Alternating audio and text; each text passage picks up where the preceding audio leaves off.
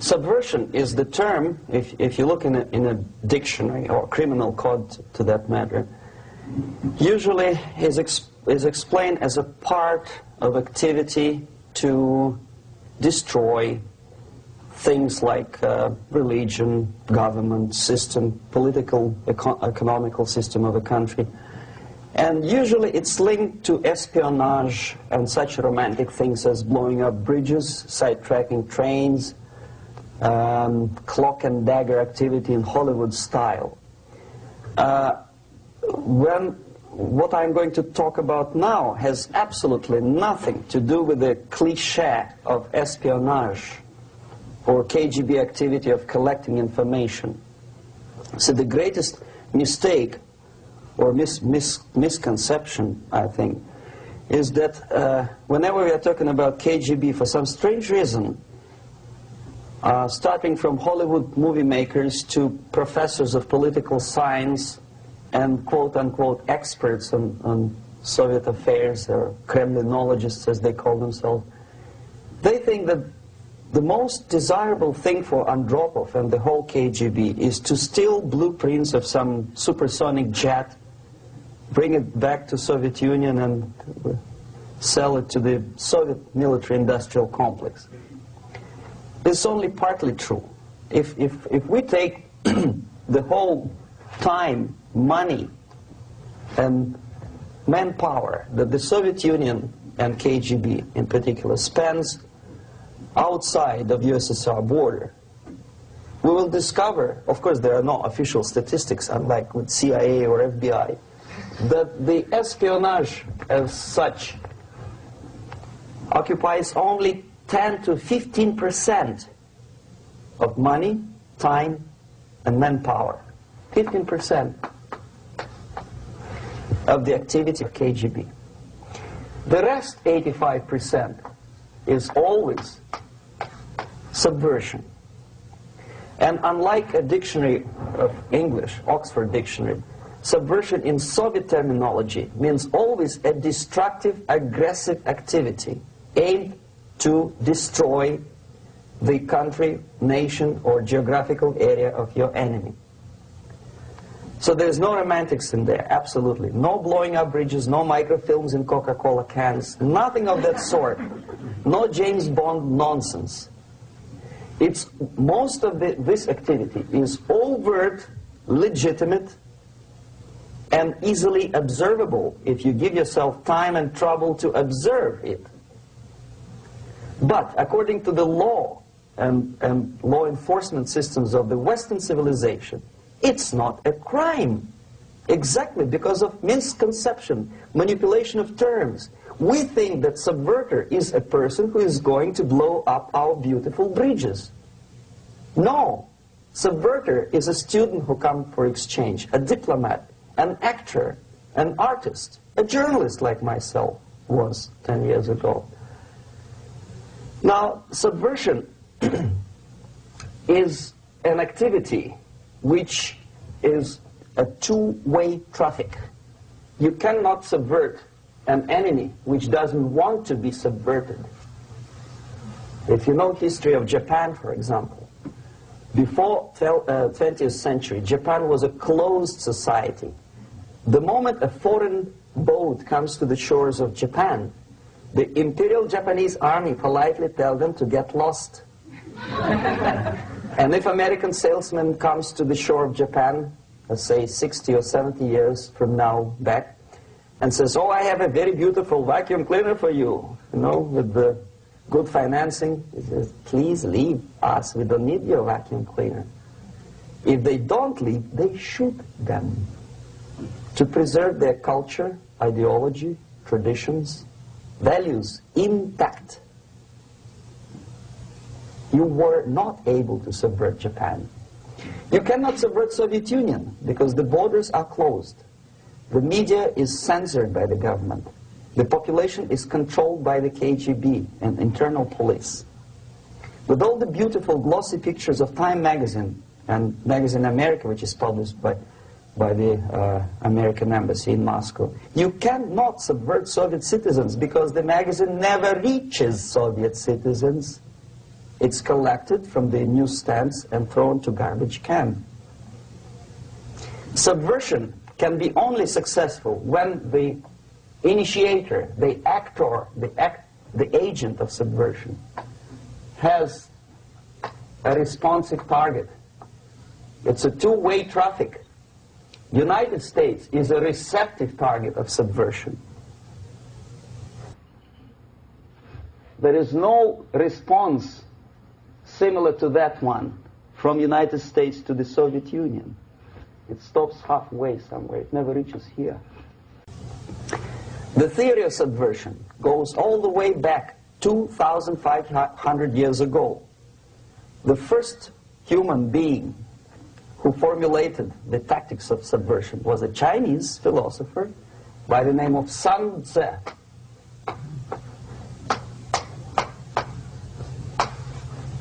2,500 years BC. He was an advisor for several imperial courts in ancient China.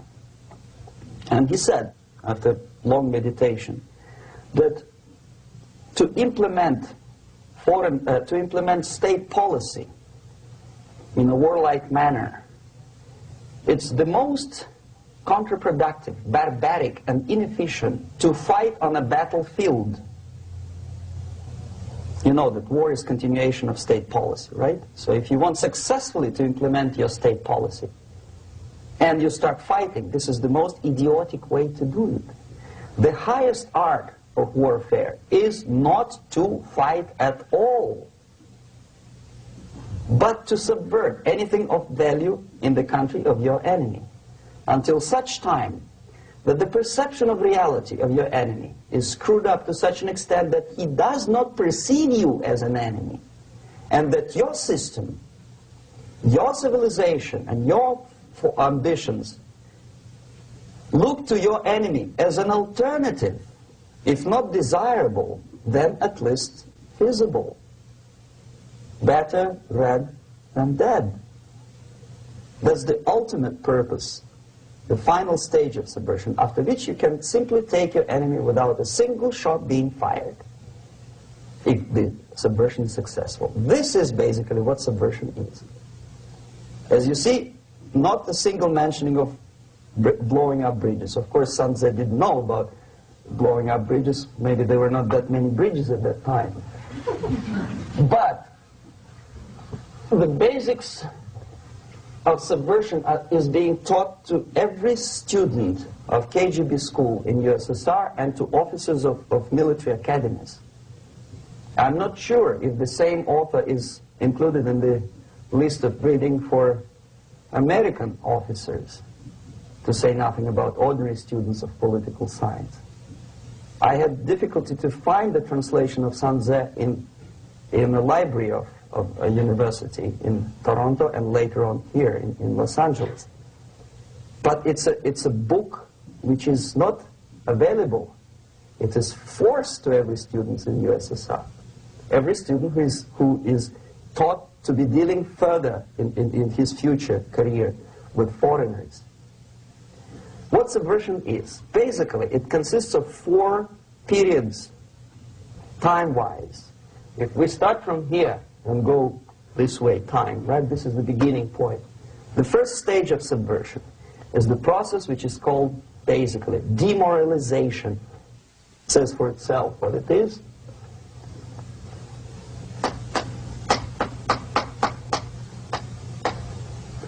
It takes from, say, 15 to 20 years to demoralize a society. Why 15 or 20 years? This is the time sufficient to educate one generation of students or children. One generation, one lifetime span of a person, a human being, which is dedicated to study, to shaping up the outlook, ideology, personality. No more, no less. Usually it takes from 15 to 20 years. What it includes? It includes influencing, or by various methods, infiltration, propaganda methods, direct contacts, doesn't really matter. I will describe them later. Of various areas where public opinion is formulated or shaped. Religion, educational system, social life, administration, law enforcement system, military, of course, and labor and employer relations, economy. Okay? 5 areas. I will not write them down because we will not have enough space. Sometimes when I describe all the methods, students ask me question, are you sure this is the result of the Soviet influence? Not necessarily. You see, the tactic of subversion, about which I'm talking, is similar to the martial art, the Japanese martial art. If some of you are familiar with that tactic, probably you will remember that if an enemy is bigger and heavier than yourself, it would be very painful to resist his direct strike. If a heavier person wants to strike me in the face, it would be very naive and counterproductive to stop his blow. The Chinese and Japanese judo art tells us what to do. First to avoid the strike, then to grab the fist and continue his movement in the direction where it was before, right? Until the enemy crashes in the wall. You see? So, what happens here? The target country obviously does something wrong. If it's a free democratic society, there are many different movements within the society. There obviously, in every society, there are people who are against this society. They may be simple criminals, ideologically in disagreement with the state policy, conscientious enemies, simply psychotic personalities who are against anything, right? And finally, there are a small group of agents of a foreign nation, bought, subverted, recruited, right? The moment all these movements will be directed in one direction, right? This is the time to catch that movement and to continue it until the movement forces the whole society into collapse, into crisis, right? So that's exactly the martial art tactic. We don't stop an enemy. We let him go. We help him to go in the direction we want them to go. Okay? So, on the stage of demoralization, obviously there are tendencies in each society, in each country, which are going to opposite direction from the basic moral values and principles. To take advantage of these movements, to capitalize on them, is the main purpose of the originator of subversion. So we have religion, we have education, we have social life, we have power structure, we have labor relations, unions, and finally we have law and order. 1, 2, 3, 4, 5, 6. Okay? These are the areas of application of subversion. What it means exactly? In case of religion, destroy it, ridicule it, replace it with various sects, cults, which bring people's attention, faith, whether it is naive, primitive, doesn't really matter.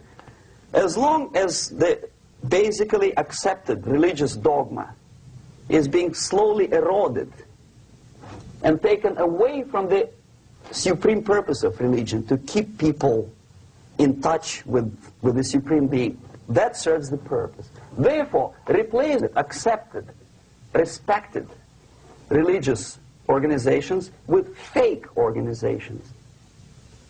Distract people's attention from the real faith and attract them to various different faiths. Education.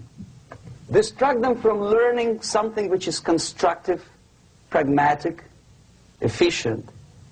Instead of mathematics, physics, foreign languages, chemistry, teach them history of urban warfare, natural food, home economy, your sexuality, anything, as long as it takes you away, okay, Social life. Replace traditionally established institutions and organizations with fake organizations. Take away the initiative from people.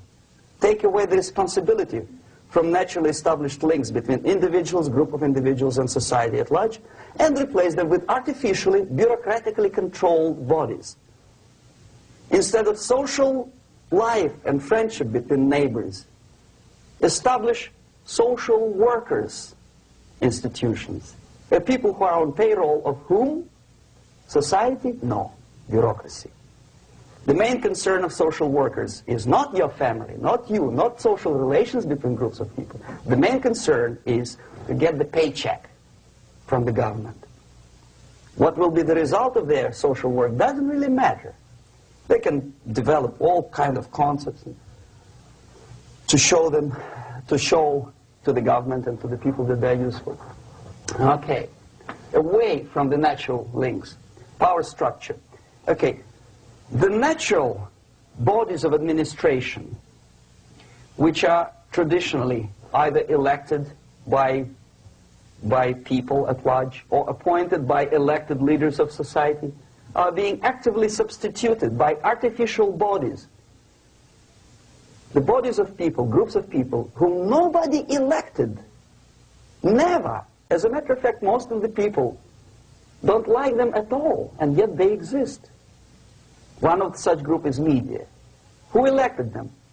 How come they have so much power?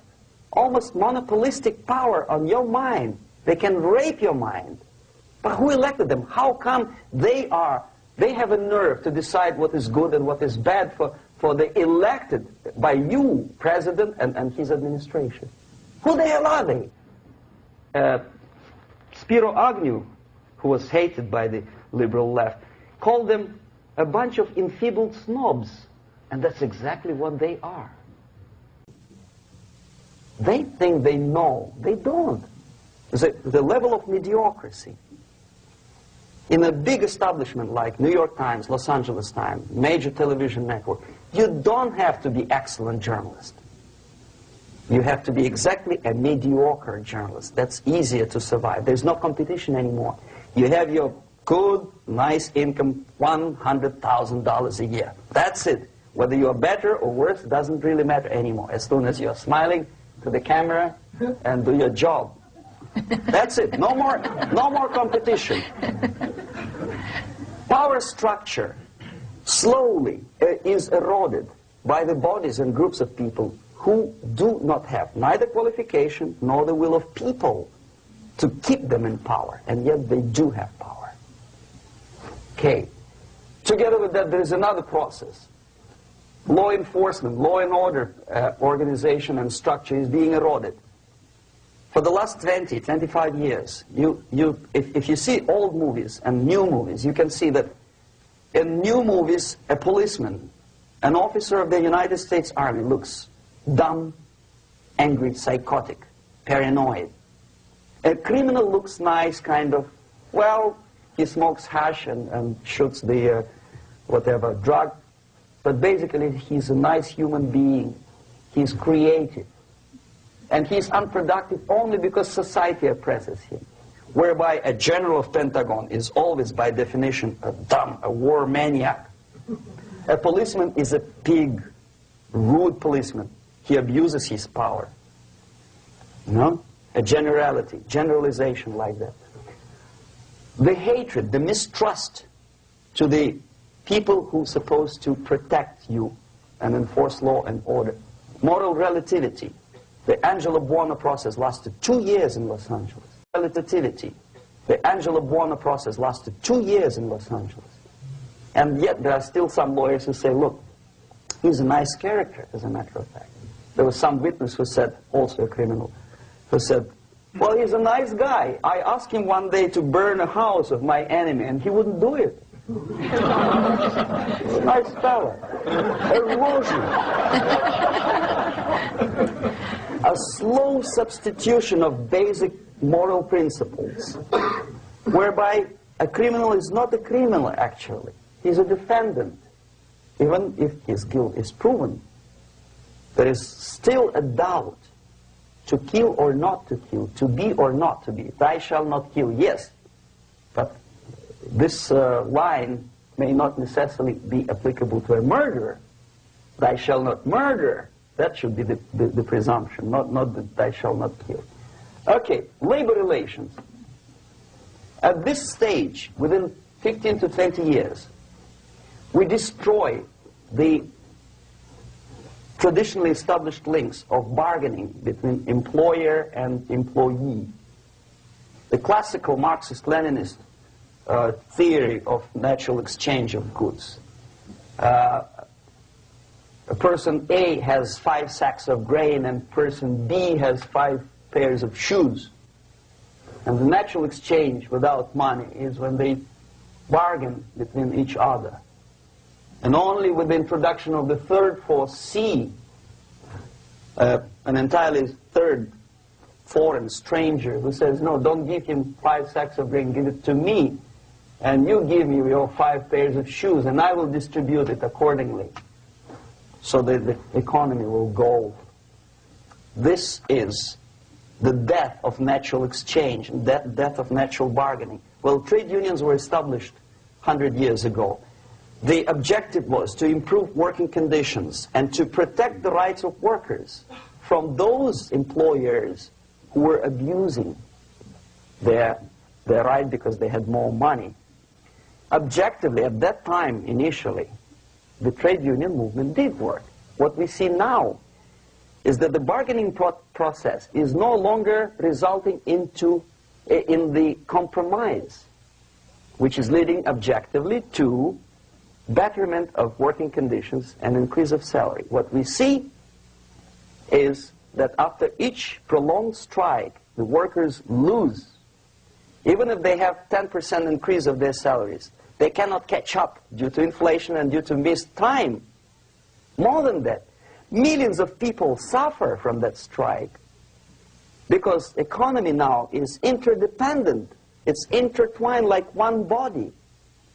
If previously steel workers, say 100 years ago, could strike and nobody would suffer, now it's impossible anymore. If a garbage collector strikes today, the rest of the multi-million city is stinking.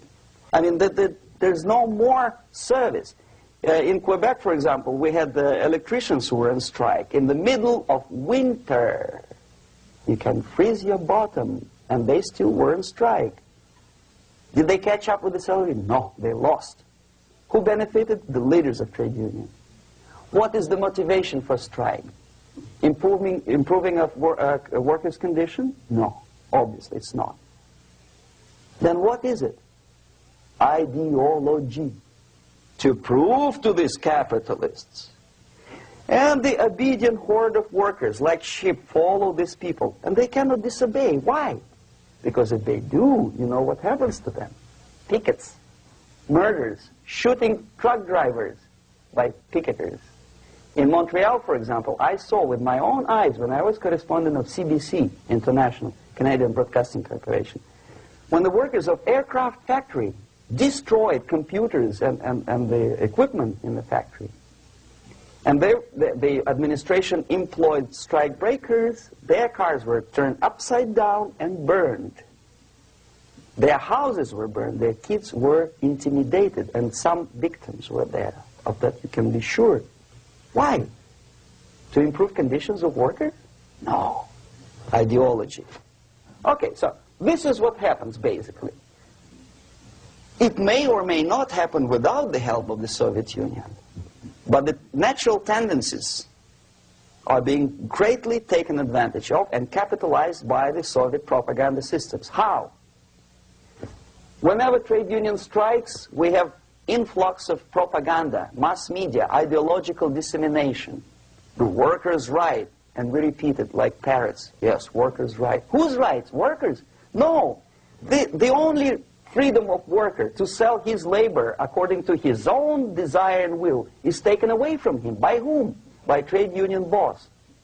Unlimited power is given. Responsibility. I want to sell my labor not for $2.50 an hour, but for $2. I don't have right. My freedom is denied to me. I know that if I sell my work for $2 an hour, not for $3 an hour, I will compete better with the other guy who is lazy and more greedy. I don't need $3. I need only $2. No, I was made to believe by media, by business, by advertising agencies that I need more and more and more. Have you ever heard any advertising on TV to consume less? No. No way. Whether you need a six-cylinder car or not, you have to buy it. And hurry up. When I was driving here, on the local radio station, an excited announcer said, "You hurry up, rush and save, save, save. There is a pantyhose sale." Save by buying more. Of course. It would be too naive to expect that K.G.B. makes that advertising agency to do such a crazy commercial. No, of course not. But what we did when I was working for Novosti Press, we would snow plow editorial offices, student organizations, religious groups with literature of class struggle. If not directly Marxist, Leninist propaganda, then a propaganda of a legitimate aspirations of working class, betterment of life, equality. Equality, mind you. President Kennedy once said, we will make America to believe that people are born equal. Are people born equal? Is there any mentioning in the Bible or any other holy scripture in any religion, if you don't believe me, go to the library and check it. There is not a single word about equality. Just the opposite. By your deeds, God will judge you. What you do is important. The merit of your personality. You cannot legislate equality. If you want to be equal, you have to be equal. You have to deserve it. And yet we build our society on the principle of equality. We say people are equal. We know it is false. It's a lie. Some people are tall and stupid. Others are short, bold, and clever.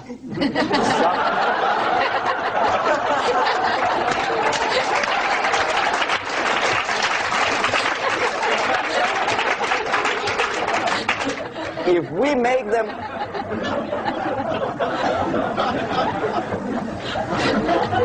make them equal by force, if we put the principle of equality in the basis of our socio-political structure, it's the same thing as building a house on sand. Sooner or later it will collapse, and that's exactly what happens. And we, as Soviet propaganda makers, are trying to push you in the direction which you go yourself. Equality, yes, equality. People are equal. Land of equal opportunities. Is it true or not? Think about it. Equal opportunities. Should there be equal opportunities? For me and for a lazy bastard who comes here from some other country and immediately registers as a welfare recipient benefits?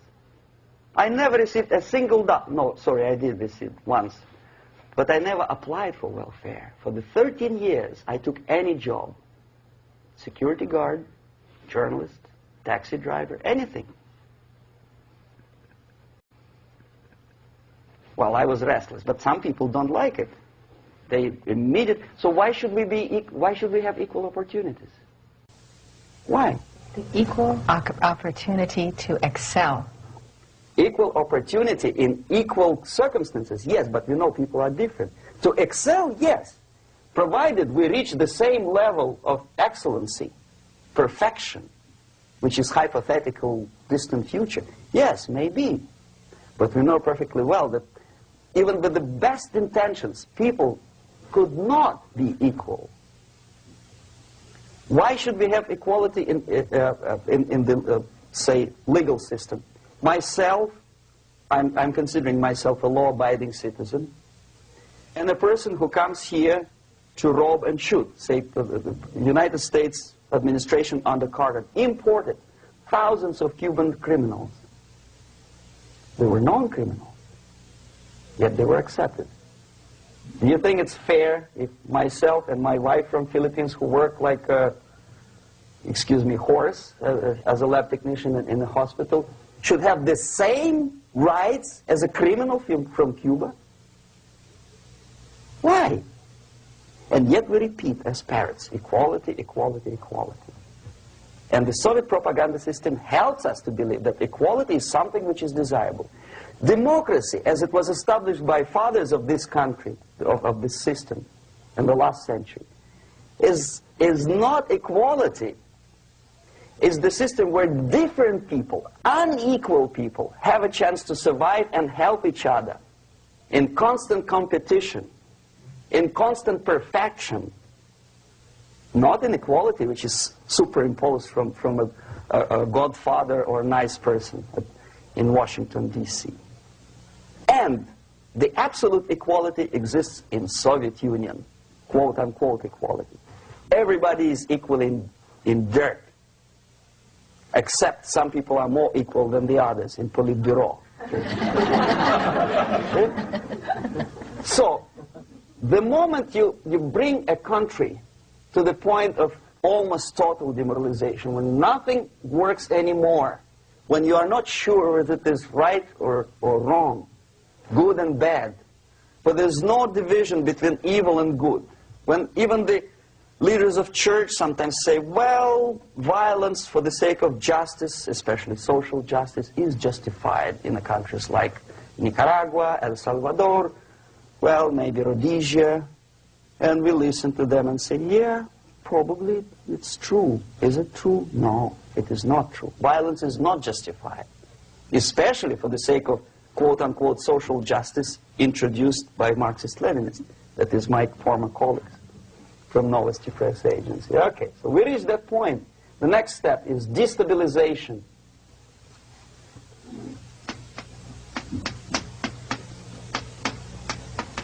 Again, this word says for itself what it is. To destabilize all the relations, all the accepted institutions and organizations in a country of your enemy. How you do it?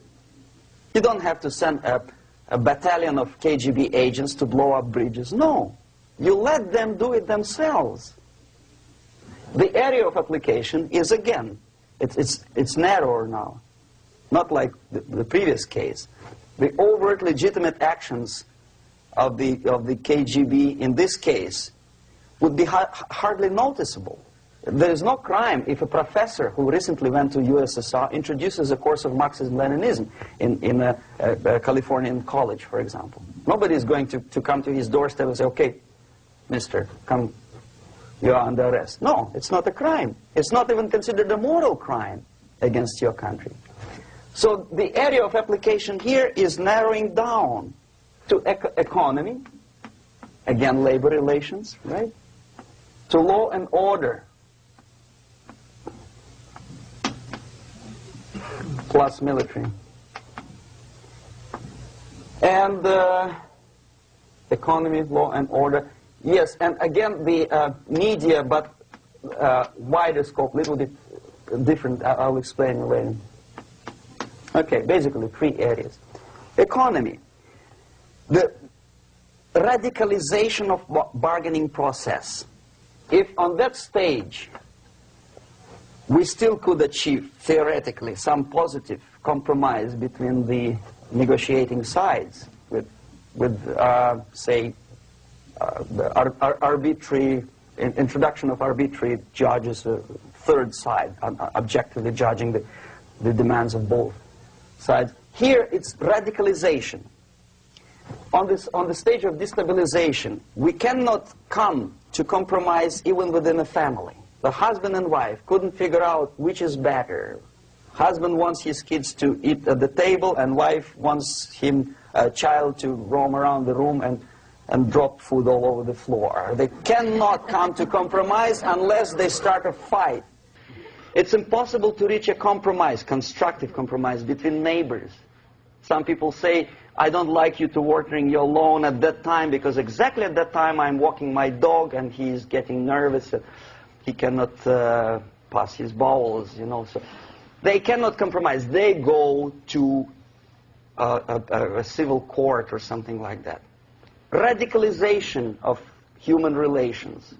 No more compromise. Fight, fight, fight. The normal, traditionally accepted relations are destabilized. The relations between teachers and students in schools and colleges. Fight. The relations between, in economical sphere, between laborers and employers are further radicalized. No more acceptance of the legitimacy of demands of workers.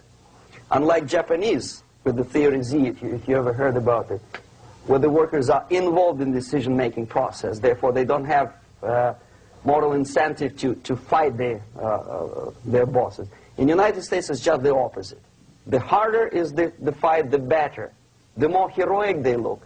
When the Greyhound network was on strike recently, the correspondents of local TV networks all over the United States were approaching these strikers, and they say, oh yes, we are doing something nice. They look like heroes, and they were proud. There was some family, the husband was a bus driver. Now they decided in a protest against the bosses to camp somewhere in the forest. And they were presented to the audience as a heroic, nice people. You see? The violent clashes between passengers, picketers, and the strikers are presented as something normal. 10, 15, 20 years ago, we would be angry, say, why so much hatred? Today we are not. We say, well, commonplace. Radicalization, militarization sometimes. As I explained on that stage, I took a step a little bit further. Shooting people.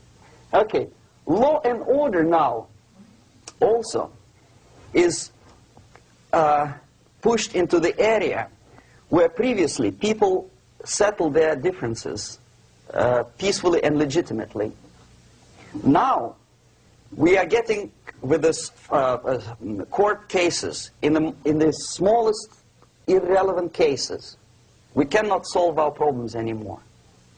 The society at large becomes more and more antagonistic between individuals, between groups of individuals, and the society at large.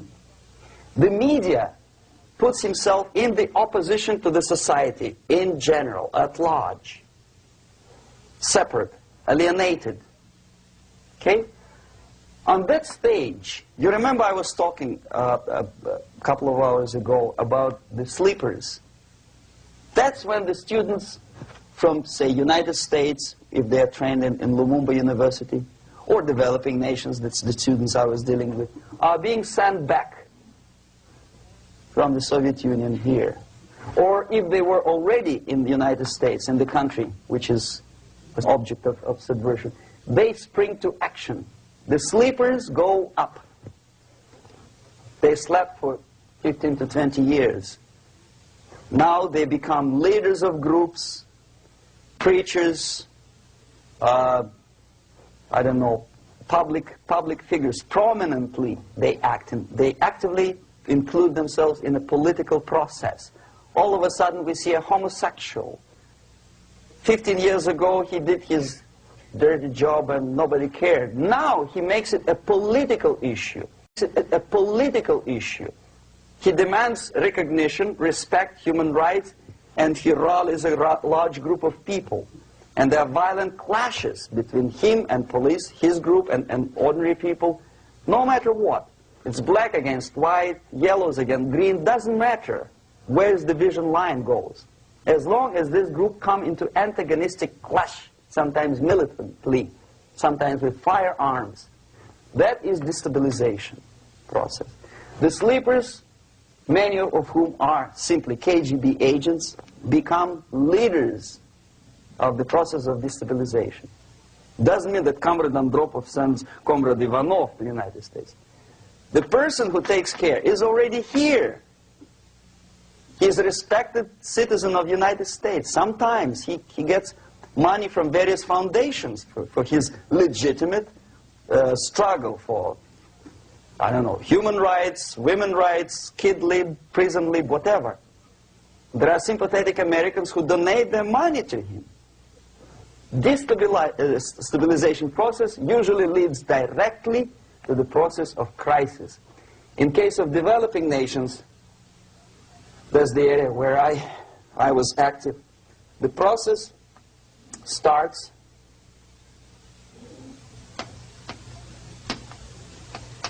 when the legitimate bodies of power, the social structure collapse. It cannot function anymore. So instead, we have artificial body injected into society, such as non-elected committees. You remember I was talking about them here. Social workers who are not elected by people, media who are self-appointed rulers of your opinion, some strange groups which claim that they know how to lead society forward. They don't usually. All they care is how to collect donations and sell their own concocted ideology, mixture of religion and ideology. Here, we have all this artificial body claiming power. If the power is denied to them, they take it by force. In case of Iran, for example, all of a sudden we have revolutionary committees. What kind of revolution? There was no revolution yet, and yet they had the committees. They were taking power of judgment. They had the power of execution, they had the power of legislation, and that they had the power of judicial. All of them combined in one person, who is half-baked intellectual, sometimes graduated from Harvard University or Berkeley. He comes back to his country and he thinks that he knows the answer to all the social, economical problems. Okay? Crisis is when society cannot function anymore productively. It collapses, obviously. That's the word for crisis. So therefore, the population at large is looking for a savior. The religious groups are expecting a messiah to come. The workers say, we have family to feed. Let's have a strong government, maybe socialist government, centralized. When somebody put the employers on their place and let us work. We are sick and tired of going to strike and missing overtime and all that stuff. We need some strong man, strong government, a leader, a savior is needed. Population is sick and tired already. And here we are. We have a savior. Either a foreign nation comes in, or the local group of leftists, Marxists, no matter what they call themselves, Sandinista, a reverend or some sort, Bishop Muzureva, like in Zimbabwe, doesn't matter. A savior comes and says, I will lead you. So we have two alternatives here. Civil war and invasion. Okay? See how it goes? Civil war, we know what it is. Lebanon is the best example. The civil war, which was artificially implanted in Lebanon by injection of force of PLO, Palestinian Liberation Organization. Invasion we have in many other countries like Afghanistan, name any East European country, it was invaded by the Soviet army. But the result is the same. The next stage is normalization. Normalization is a very ironic word, of course. It is borrowed from 1968 situation in Czechoslovakia, when the Soviet propaganda, and after them New York Times, declared the country is normalized. The tanks moved into Prague, so there's no more Prague Spring, there's no more violence. Normalization. At that stage, the self-appointed rulers of the society don't need any revolution anymore. They don't need any radicalism anymore. So this is the reverse from destabilization. Basically, it is stabilizing the country by force. So all the sleepers and activists and social workers and liberals and homosexuals and professors and Marxists and Leninists are being eliminated physically sometimes. They've done their job already. Okay? They are not needed anymore. The new rulers need stability to exploit the nation, to exploit the country, to take advantages of the victory. Okay? So no more revolutionaries, please. And that's exactly what happens in a number of countries. You remember Bangladesh? This is the crisis in which I was instrumental. First they had Mujibur Rahman. In 1971, he was the leader of People's Party, Awami League, with mustache like Stalin. He was in Russia many times. In 5 years, he was shot by his former colleagues, Marxists. He fulfilled his function. In Afghanistan, it happened 3 times. First there was Taraki, then there was Amin, now there's Babrak Karmal. They killed each other successively, one after another. The moment he fulfills his duty, the first one demoralized country, the second destabilized, the third one brought it to crisis. Goodbye, comrades. Babrak Karmal comes from Moscow and put into the seat of power. Same thing happened in Grenada recently. Maurice Bishop, Marxist, was killed by Austin, what's his name, General something, who was also a Marxist. Right? So no more revolutions, please. Normalization now.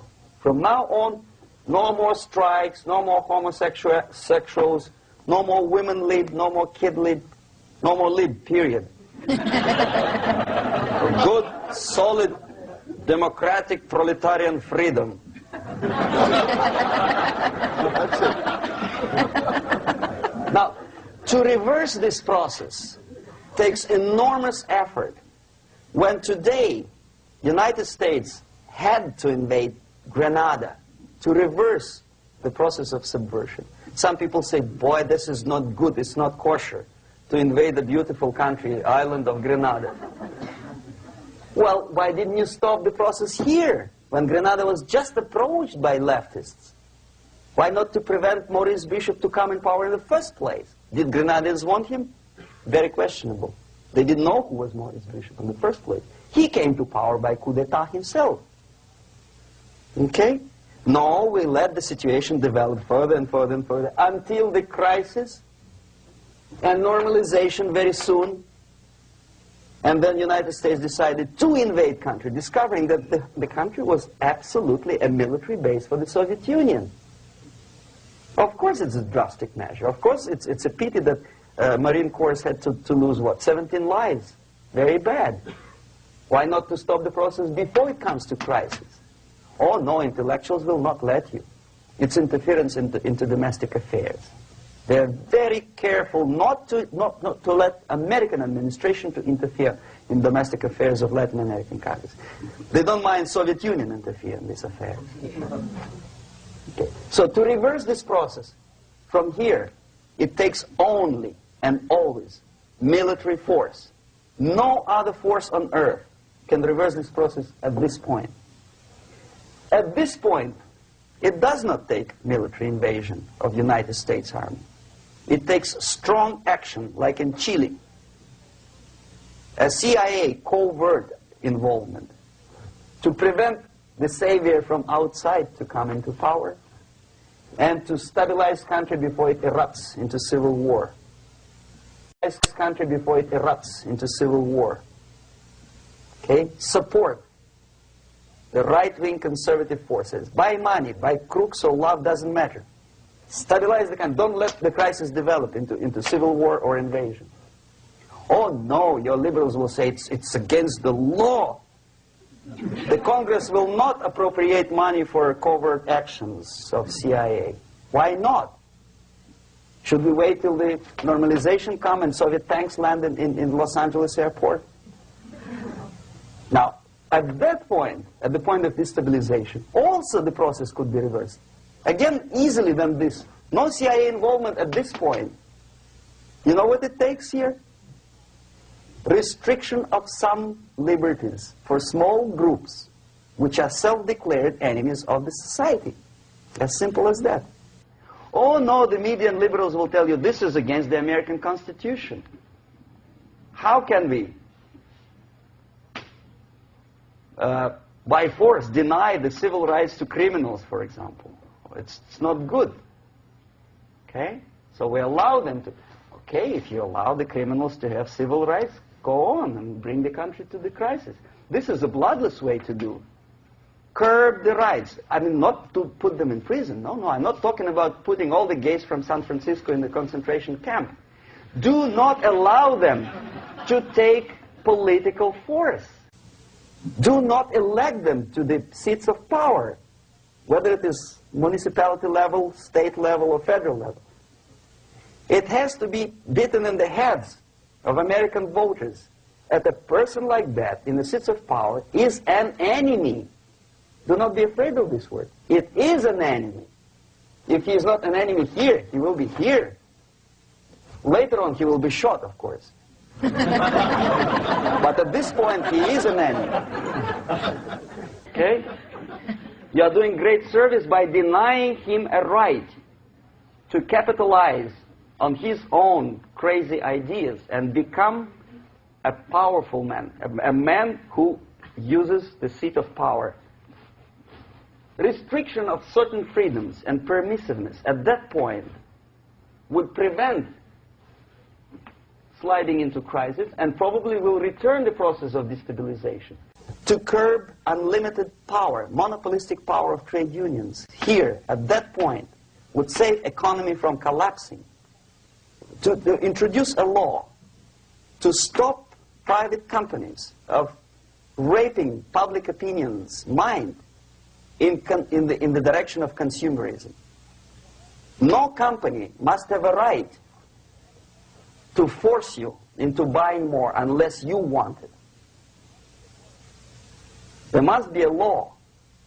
You want to advertise your car? Okay. But not a single mentioning of buying it now and saving money. It must be against the law to force people to consume more. Self-restraint.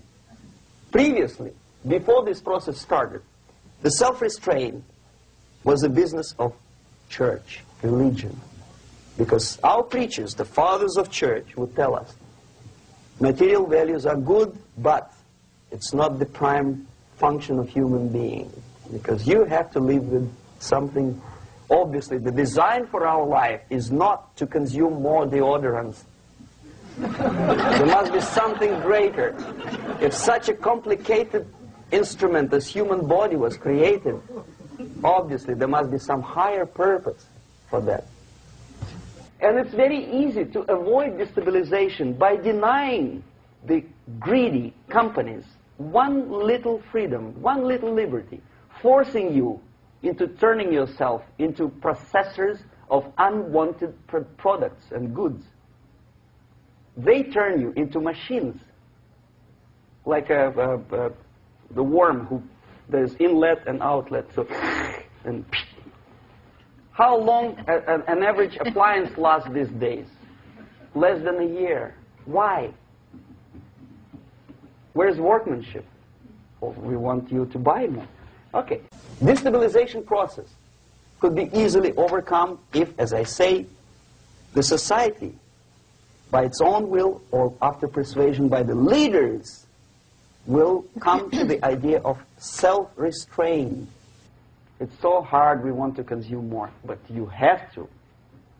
Unless you will come to this stage, when, as we say in Russia, if Sahara Desert ever becomes a communist state, there will be shortage of sand.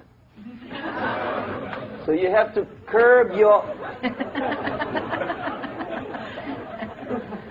You have to curb your expectations at this point before it's too late.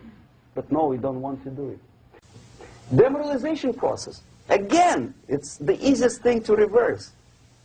First of all, by restricting import of propaganda. The easiest thing to do. Unlimited, unrestrained import of Soviet literature, Soviet journalists. Giving Soviet propaganda and ideological agitators equal time on American TV network. It has to be stopped. And it's easy. They won't be offended, mind you. As a matter of fact, they will respect America more. But when my former colleague Vladimir Posner appears on Nightline, and Ted Koppel asks him, well, Vladimir, what do you think about this? And what can he think? He is an instrument of propaganda. He thinks what Comrade Andropov tells him to think. He's just a nice, articulate mouthpiece of the Soviet subversion system. And Ted Koppel makes you believe that my friend Vladimir Posner thinks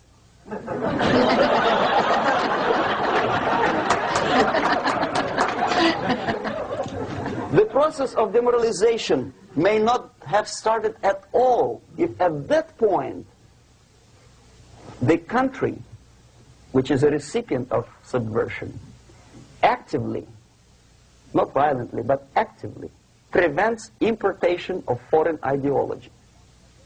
I don't want America to follow the pattern of ancient Japan.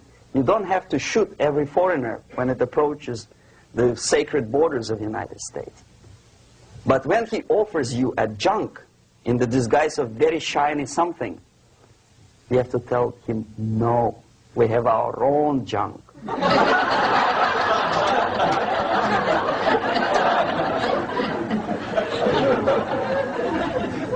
If at that point the society is strong, brave, and conscientious enough to stop importation of ideas which are foreign, then the whole chain of events could be prevented. Recently I've been to the Philippines, and I was shocked how in big cities like Manila, children listen to deafening music. A melodious nation with long traditions of good, nice ethnic music, introduced by Spanish long time ago, maybe 2 centuries, 3 centuries ago, I don't remember how. All of a sudden listen to musical garbage, blasting their radios at full blast, at full volume. Why? In India, I spent many years watching the reactions of Indians walking out of movie theaters after seeing Hollywood production. They couldn't figure out why Americans are so wasteful. They smash their cars, their shiny cars, every 5 minutes. How come they shoot each other for $500,000?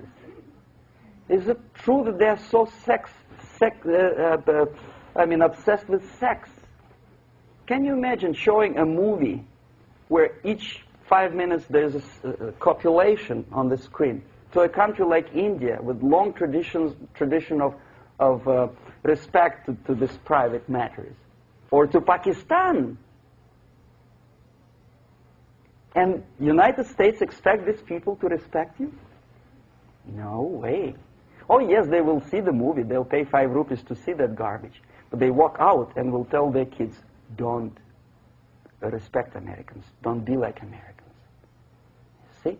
So, the process of demoralization could be stopped right here, both as an expert and as an import. And that takes one step, one very important thing to do. You don't have to expel all the K.G.B. agents from Washington, D.C. The most difficult and at the same time the simplest answer to the subversion is to start it here and even before, by bringing back the society to religion, something that you cannot touch and eat and put on yourself, but something that rules society and makes it move and preserve it. A Soviet scientist, Shafarevich, who has nothing to do with religion, he is a computer scientist, did a very intensive research on the history of socialist countries. He calls socialist or communist any country with a centralized economy and a pyramidal style of power structure. And he discovered, actually he didn't discover it, he just brought to attention of his readers, that civilizations like Mohenjo-Daro in the river Indus area, like Egypt, like Maya, Incas, like Babylonian culture, collapsed and disappeared from the surface of Earth. The moment they lost religion, as simple as that, they disintegrated. Nobody remembers about them anymore. Well, distantly. So, the ideas are moving society and keeping mankind as a society of human beings, intelligent, moral agents of God. The facts, the truth, the exact knowledge may not. All the sophisticated technology and computers will not prevent society from disintegrating and eventually dying out. Have you ever met a person who would sacrifice his life, freedom, for the truth like that? This is truth. I never met a person who said, this is truth and I'm ready to shoot me. To defend the truth. Right? But millions sacrifice their life, freedom, comfort, everything for things like God, like Jesus Christ. It's an honor. Some martyrs in the Soviet concentration camp died. And they died in peace, unlike those who shouted, "Long live Stalin," knowing perfectly well that he may not live long. Something which is not material moves society and helps it to survive. And the other way around. The moment we turn into 2 by 2 is 4 and make it a guiding principle of our life, our existence, we die. Even though this is true, and this we cannot prove.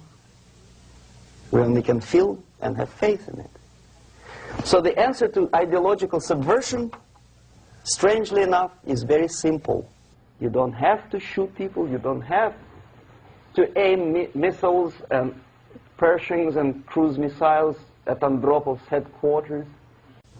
You simply have to have faith and prevent subversion. In other words, not to be a victim of subversion. Don't try to be a person who in judo is trying to smash your enemy and being caught by your hand. Don't strike like that. Strike with the power of spirit and moral superiority. If you don't have that power, it's high time to develop it. And that's the only answer. That's it. Thank you.